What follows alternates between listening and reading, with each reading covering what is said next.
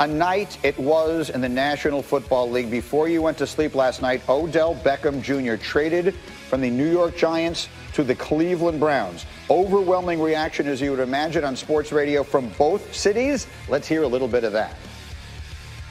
We got Baker Mayfield, Nick Chubb, Kareem Hunt, OBJ. I am disgusted, depressed, and the arc of the Giants' intelligence has bent towards irrelevancy. This is the happiest I've been since the 2016 NBA championship. He wanted LA, we gave him Cleveland. Enjoy. Are you ready to vote John Dorsey a statue yet? They're done. Who's next, Saquon? Next year? I want to get to Vegas as fast as I can. Don't talk about this clown no more, Larry. I already got the shirts out the closet, Larry. They're going to Goodwill in the morning. I'm walking into my barber, and I'm saying, baby, take the sides down. Daddy's leaving the top. I got 6 more months to grow this out, get it curled, dye it blonde. Oh, yeah.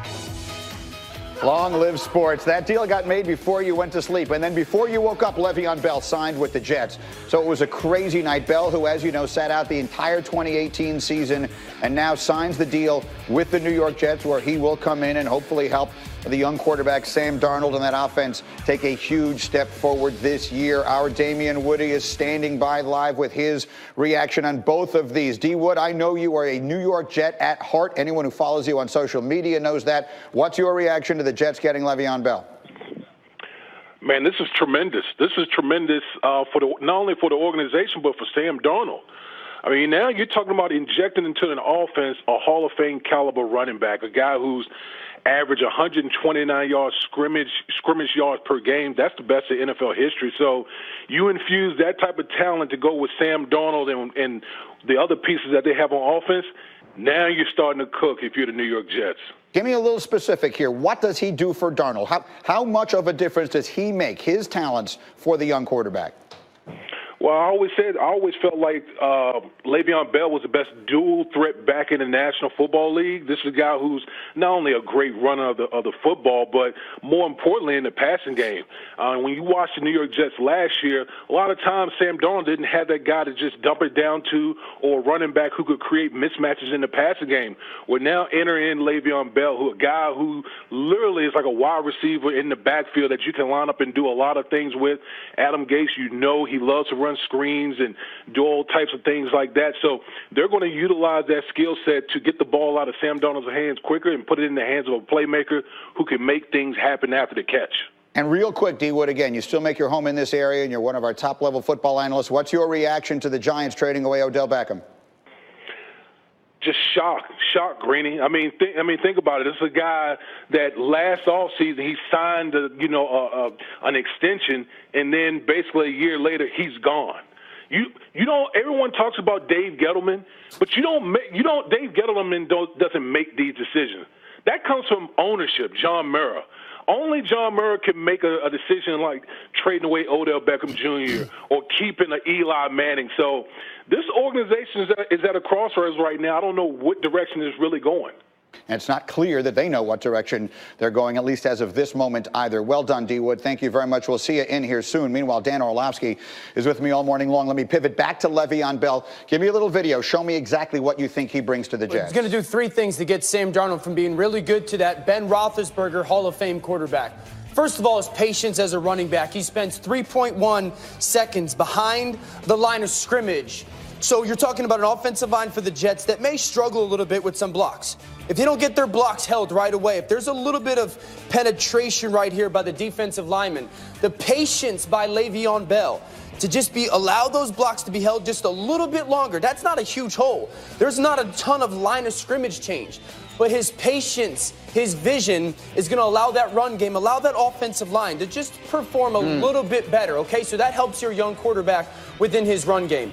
We've heard Damian Woody just talk about, okay, can we put him outside as a receiver to get some information, also get some matchups? So let's watch down here. Le'Veon Bell, put down here. You're going to tell Sam Darnold now, what's the coverage? The Ravens decide to match with the safety. Now you've told your young quarterback, all right, well, we're in man coverage. Again, understanding that Le'Veon is such a matchup nightmare, I want to put him on a slant. Let's just go one-on-one. It's recess. Back as a kid, my guy's better than your guy.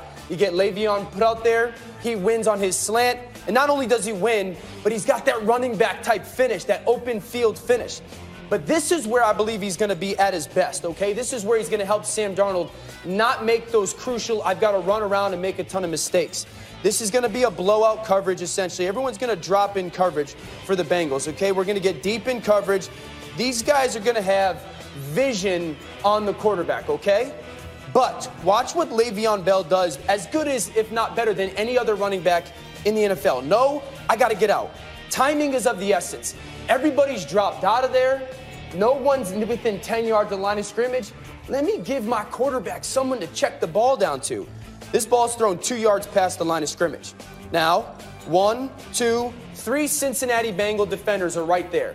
Perfect position, hemmed in. Quarterback didn't do anything special until you look at the box score and go, whoop, bye-bye, break tackle. People have stiff arm. I'll run that back. Stiff arm. Yeah, show me that again.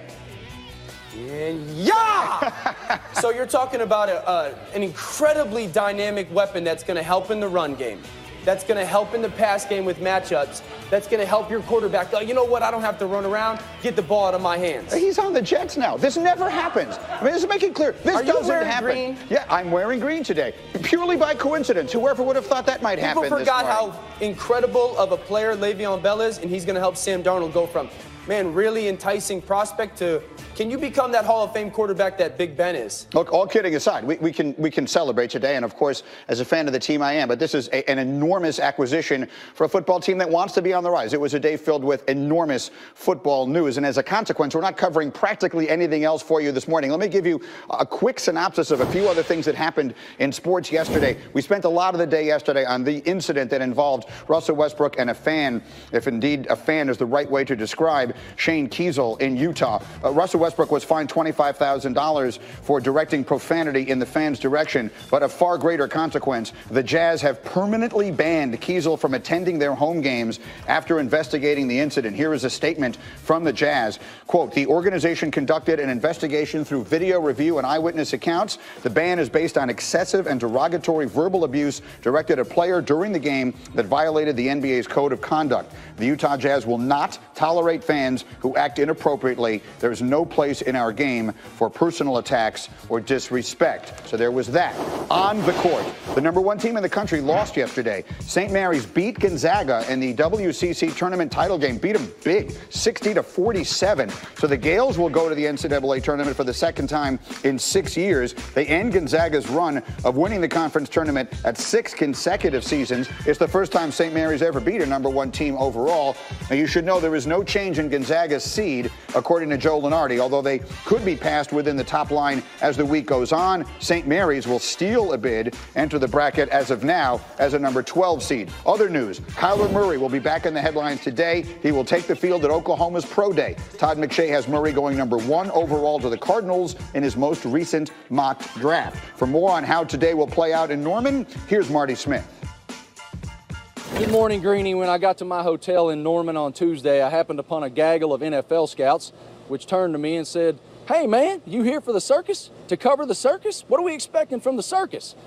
Rest assured, today it's a circus in Norman, Oklahoma. All eyes will certainly be on Kyler Murray, and it's a lot of eyes. All 32 NFL teams will be represented here today, more than 65 NFL personnel, and more than 100 credentialed media. Again, it's all about Kyler Murray. He's expected to throw for some 15 minutes. Near the end of the session, we will broadcast his entire scripted throwing session live on ESPN. Murray's Twitter profile has 2 very simple words. It's easy. He made it look easy last year at Oklahoma, throwing for more than 4,000 yards and rushing for more than 1,000. He's just the second quarterback in the history of NCAA football to do that. The other, Deshaun Watson at Clemson in 2016. And along the way, Murray posted the highest QBR in the history of the metric in NCAA football. All that said, y'all get your popcorn ready. The circus is in town in Norman. Greeny? Marty, thank you. Yeah, SportsCenter, as you mentioned, we'll have live coverage as Kyler Murray goes through his pro day drill starting noon Eastern. That'll be on ESPN2. And, of course, we'll have plenty of coverage and the reaction to it tomorrow morning. As we continue here, wall-to-wall on the big NFL deals, we know exactly how the Odell trade happened, and it's fascinating. Details from Graziano and reaction from our cast of thousands next. Get Up on ESPN.